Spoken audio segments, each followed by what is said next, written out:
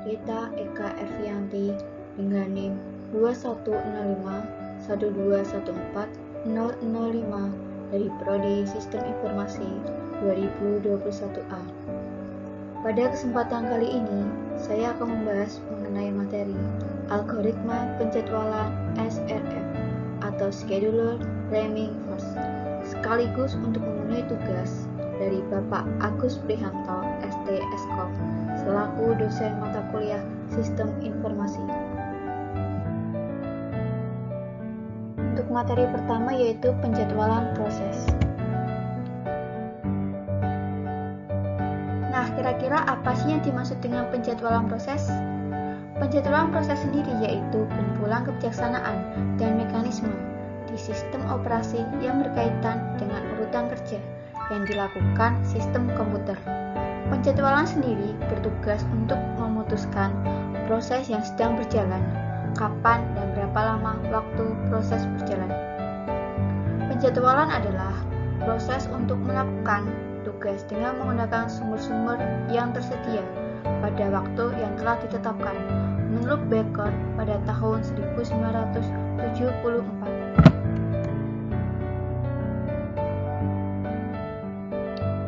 Selanjutnya adalah kriteria penjadwalan. Kriteria penjadwalan sendiri terbagi menjadi 6. Yang pertama yaitu adil. Proses diperlakukan sama.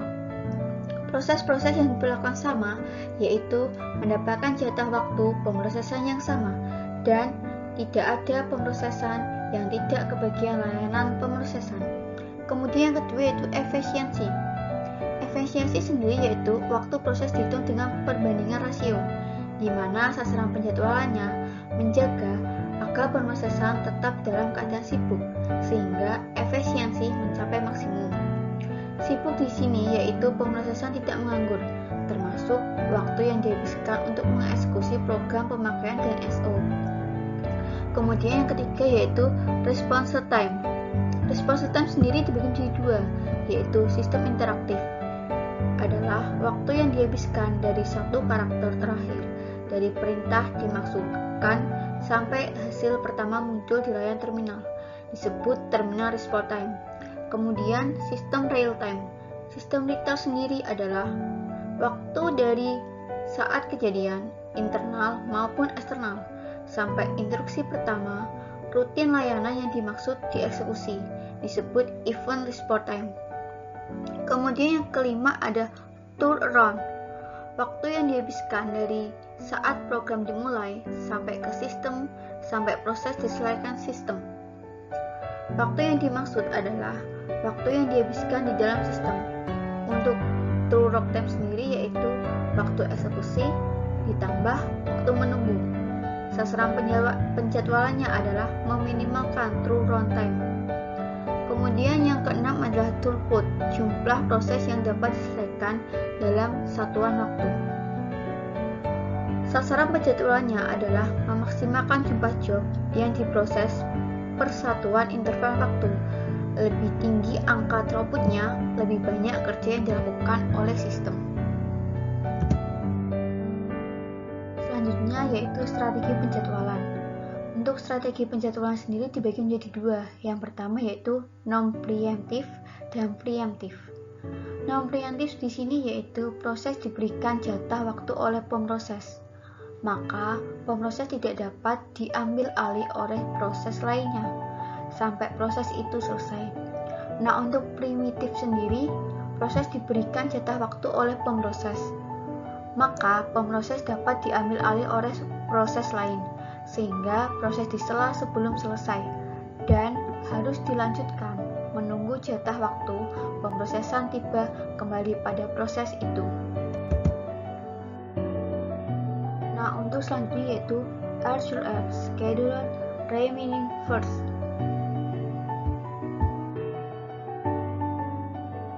Nah, apa sih yang dimaksud dengan SRF atau Scheduler Rhyming First? Nah, SRF sendiri di sini yaitu merupakan algoritma yang memiliki prioritas dalam setiap prosesnya. Pada algoritma penjadwalan lainnya yaitu SJF. Ketika proses selesai, maka proses dijalankan sampai selesai. karena itu, algoritma ini termasuk dalam algoritma perencanaan dengan tipe preventif, yaitu ketika suatu proses sedang berlangsung dapat diinterupsi oleh proses lainnya yang waktu tersisanya lebih sedikit.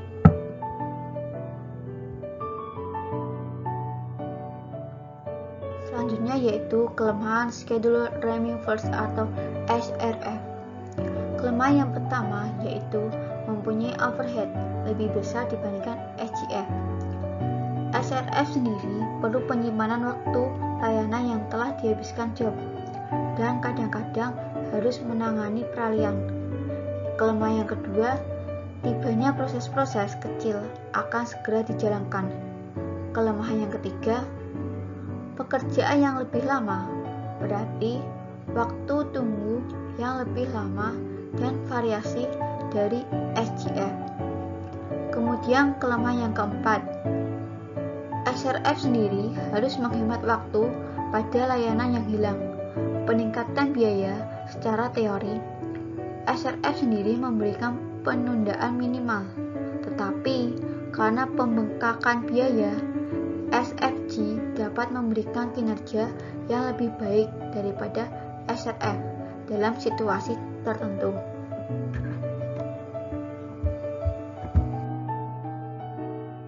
Selanjutnya yaitu contoh perhitungan.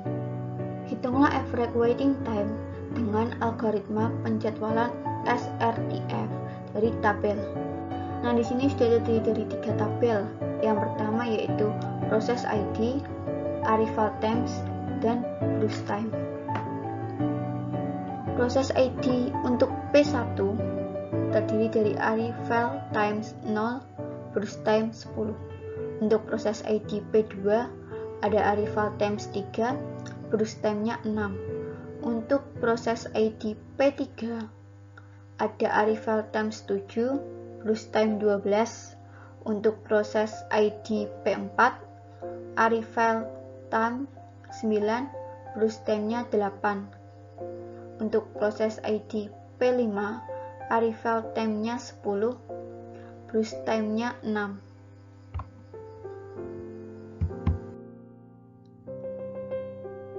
Kemudian penyelesaian.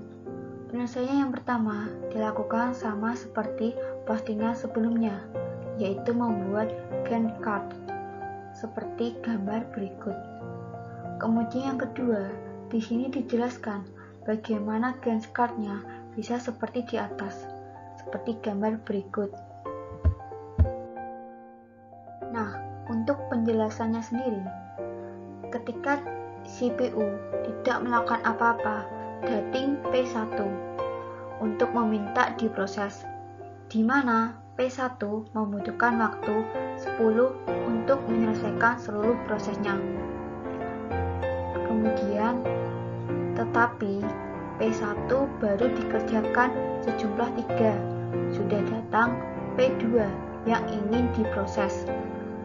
P2 membutuhkan waktu pengerjaan seluruh prosesnya sejumlah 6, karena P2 memiliki waktu proses yang lebih sedikit dibandingkan dengan P1, maka P2 akan diproses terlebih dahulu.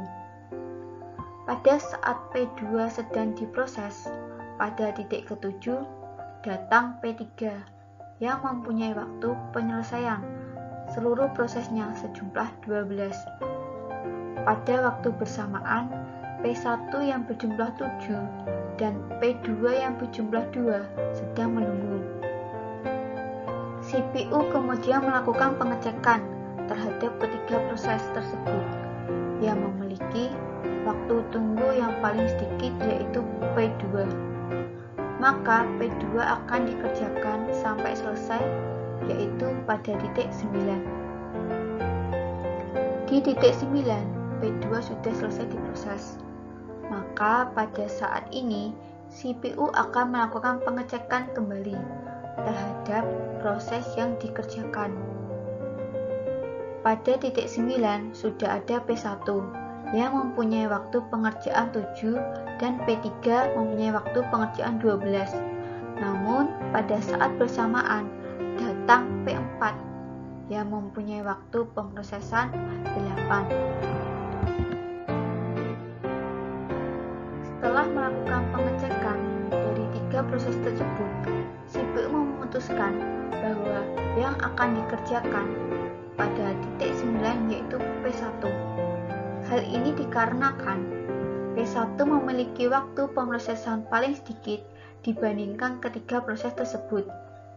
Pada saat P1 dikerjakan, di titik 10 datang P5 yang membutuhkan waktu pengerjaan sejumlah 6. Di sana juga masih terdapat antrian proses, yaitu ada P3 dengan brush time 12, P4 dengan brush time 8. Jika dilihat P1 dan P5 memiliki waktu pengerjaan proses sejumlah 6, sama seperti SJF. Jika ada proses yang memiliki kesamaan waktu pengerjaan, maka proses yang lebih awal datang akan dikerjakan terlebih dahulu. Di sini CPU memilih P1 untuk dikerjakan hingga berakhir di titik 16. Di titik 16 sendiri, saat P1 selesai diproses oleh CPU kembali melakukan pengecekan terhadap proses-proses yang sedang menunggu. Pada saat itu pula memilih P5 yang lebih awal untuk diproses. Begitupun selanjutnya, CPU selalu memilih proses yang memiliki waktu pengerjaan lebih sedikit untuk diproses lebih awal. Hal kedua yang dilakukan untuk menghitung average waiting time yaitu dengan menghitung berapa lama waktu tunggu yang dihasilkan oleh proses tersebut.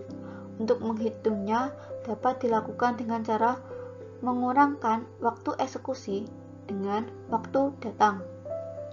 Nah, di sini sudah ada 2 tabel, yaitu proses dan waiting time.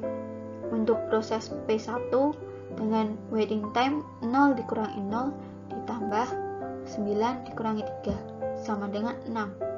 Untuk proses P2 dengan waiting time 3 dikurangi 3 sama dengan 0. Untuk proses P3 dengan waiting time 30 dikurangi 7 sama dengan 23. Untuk proses P4 waiting time 22 dikurangi 9 sama dengan 13. Untuk proses P5 dengan waiting time 16 dikurangi 10 sama dengan 6. Nah, untuk totalnya sendiri yaitu 48. Hal ketiga dan juga hal yang terakhir yang harus dilakukan yaitu menghitung average waiting time dari semua proses tersebut, yaitu dengan cara seperti berikut. Average waiting time sama dengan sigma waiting time dibagi proses.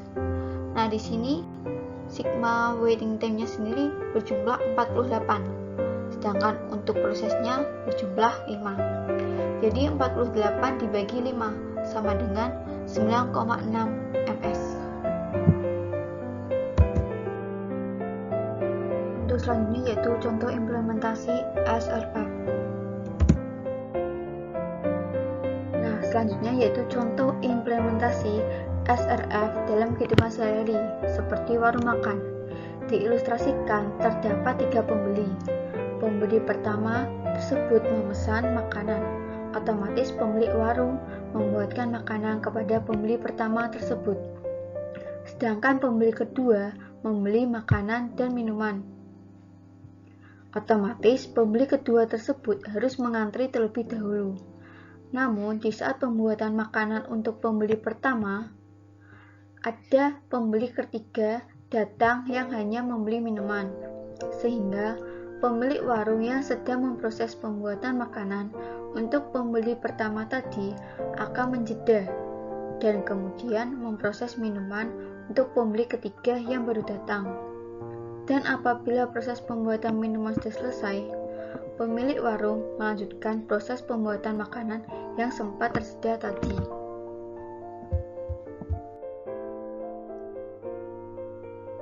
Sekian yang dapat saya sampaikan. Terima kasih kepada Pak Agus Prihanto dan teman-teman yang sudah melihat. Apabila ada salah kata dan salah kalimat, mohon maaf. Sekian dari saya. Wassalamualaikum warahmatullahi wabarakatuh.